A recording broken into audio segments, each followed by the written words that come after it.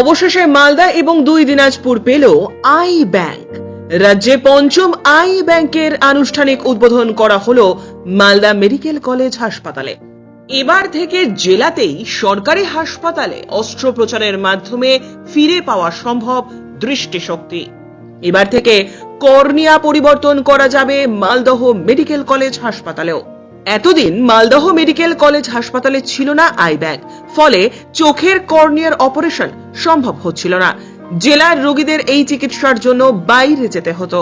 দীর্ঘদিন ধরেই Malda medical college হাসপাতালে আই ব্যাংক খোলার প্রচেষ্টা চালিয়ে যাচ্ছিল মেডিকেল কর্তৃপক্ষ।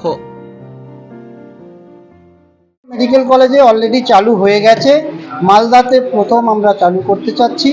সেটা আমাদের principal sir, MSBP sir, CO Mohit sir সবারই ঐকান্তিক প্রচেষ্টায় আমরা আজকে একটা অসপিসিয়াস মোমেন্টে আমরা উদ্বোধন করতে যাচ্ছি।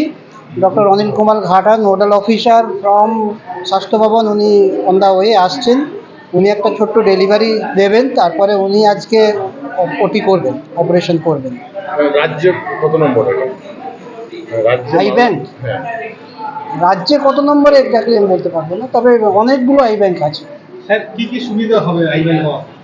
আই ব্যাংক সুবিধে মেনলি হচ্ছে কর্নিয়াল ব্লাইন্ডনেস, যেগুলো blindness due to corneal cause, maximum ক্ষেত্রে আমাদের trauma is the main cause, particularly younger age group.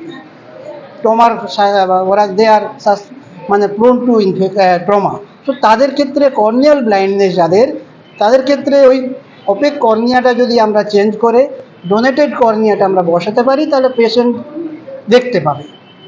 এই হচ্ছে ব্যাপারটা, এটা আমাদের মেইন। কিভাবে অ্যাপ্লাই করবে যারা চোখ নেবেন বা খরচা কেমন হবে না, এটা হচ্ছে টোটালি ফ্রি অফ কস্ট, কোনো খরচা নেই, এবং এটাই কর্নিয়া কেনা বেচাও যায় না।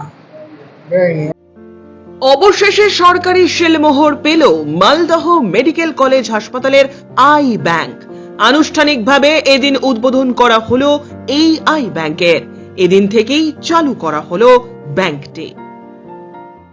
কলেজ, সেই 5টা মেডিকেল কলেজ এটাকে নিয়ে, যেটা Murshidabad medical college, North Bengal medical college, Bankura medical college, Bardhaman medical college, আর আমাদের পঞ্চম এটা হলো মালদা মেডিকেল কলেজ। আজ থেকে শুরু হলো 4 জুলাই, বিখ্যাত দিনে এটা আমাদের শুরু করতে পেরে খুব আনন্দ লাগছে। স্যার আজকেই কোনো ওটি করা হচ্ছে? হ্যাঁ, আজকেই ওটি করা।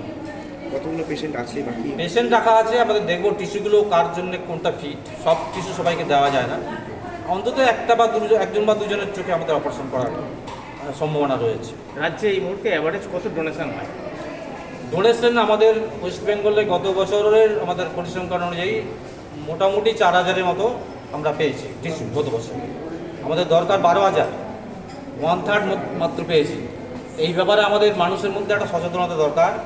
মৃত্যুর পরে চোখ দুটো নষ্ট না করে, না পুড়িয়ে দিয়ে বা কবরস্থ করে, সেটা যদি আমরা 1 ঘন্টা বা 4 ঘন্টার মধ্যে দান করে যাই, সেটা এইরকম মানুষ যারা আমাদের রয়েছে প্রতি বছর 12,000 মানুষ ওয়েট করছে তাদের এই ধরনের অপারেশন করে দৃষ্টি ফিরে পাওয়ার জন্য।